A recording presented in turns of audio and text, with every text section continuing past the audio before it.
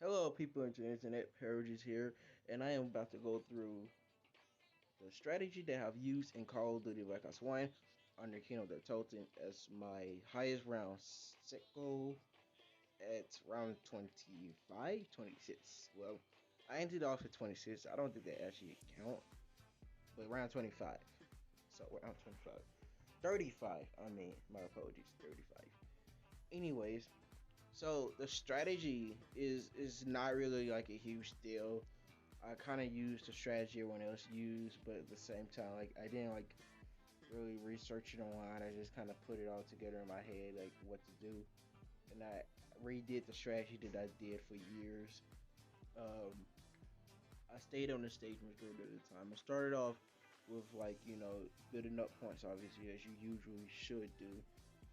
8 rounds into the legs of the M1911 and then knife him once on round one. But I didn't do it on round one this time. I just knife him out to save ammo for round two. And like save ammo for round three because why not? And so after that I bought a M14 and like proceeded through a round or two and then I bought my way through the MP40 room. I grabbed the MP40 and then I proceed on into the dressing room. And I stayed the entire round and had enough points to open the door, turn her power on, and grab the M16. I kept the 1911 for the entire time, as that is going to be one of my strategy weapons that I will use. The ray gun, the ray gun compared to the Mustang Sally. Mustang Sally has a higher advantage over the ray gun. The ray gun, both guns can hurt you, but the chances of a ray gun hurting you compared to the Mustang Sally, if you use it properly, is like very rare. It's been times where I forget that the ray gun shoots explosive projectiles that hurt you. Because of the way I use mine, it's just like everyone else used theirs. Shoot the ground near a zombie or crowd of zombies, and splash damage. You know, where the Mustang Sally has a way bigger splash damage and probably outputs more damage than a ray gun. But the main advantage a ray gun has over the Mustang Sally is the fact that it has more ammunition. It has more ammunition, and I think that's really it. I believe. And I guess it's a good zombie crawler weapon. I didn't use the Mustang Sally in that video at not once. I used the weapons I've used was the M14, the 1911, the MP40, the M16, the Dundee gun, and the Mustang Sally. Or same thing, whatever. It doesn't matter. Um, and so I worked my round way up all the way to round 35, as I said earlier, and that's really it. As simple as that.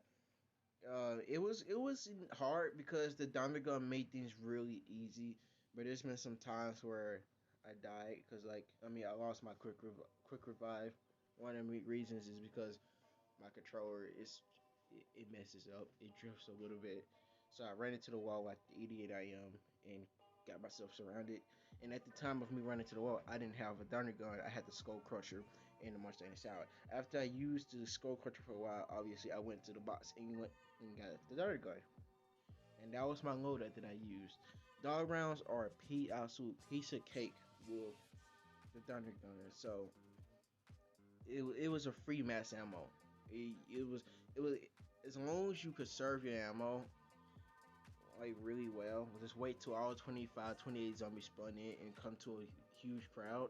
Just use your thunder gun and maybe using Mustang Sally to finish off those who was too far from the thunder gun. Because on high rounds, when they're too far from the thunder gun, they'll just get knocked back. And so I've sometimes finished them off with the Mustang Sally, and then I was just waiting until a whole new crowd of zombies form up.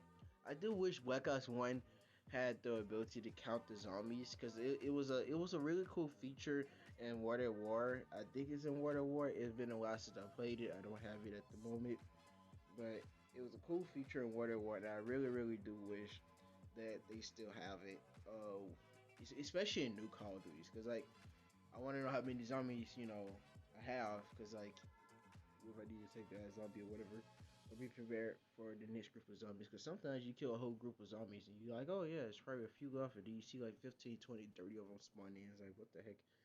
Anyways, that was my strategy. I also used grenades and claymores as point makers in higher rounds because explosives are all types.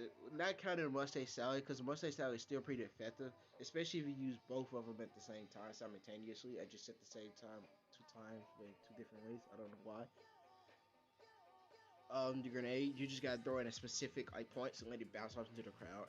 Um, the claymores, you just pump them right in front of the zombies, but just make sure they don't split up because like the boards, the two huge boards that kind of like divide the whole stage. They sometimes just break up because there's so many of them. So it's kind of annoying a little bit if you want to make the most amount of points. So what I do is just wait for them to form back in, maybe move a little slower because I think they don't break up that easily if I move slow. Then I drop the claymore in front of the crowd, and that's really it. It really doesn't take a scientist to really explain how grenades and claymores make points, but I used them because I had I had Wonder Weapon. I had a Wonder Weapon and then the Mustang Sally, good weapons to make points with. Obviously, I only get like 100 points out of killing 25 zombies at once with the 100 gun or whatever. Probably a little bit more if I'm lucky. So I think that's really it. Thank you for watching this video, and I'll see you guys in the next time. I don't know. This is my first time doing a legitimate commentary, so I'm bad at it. And I'm not even gonna delete this video, so it's staying. Hershey in the video back. So why are you still here? Leave!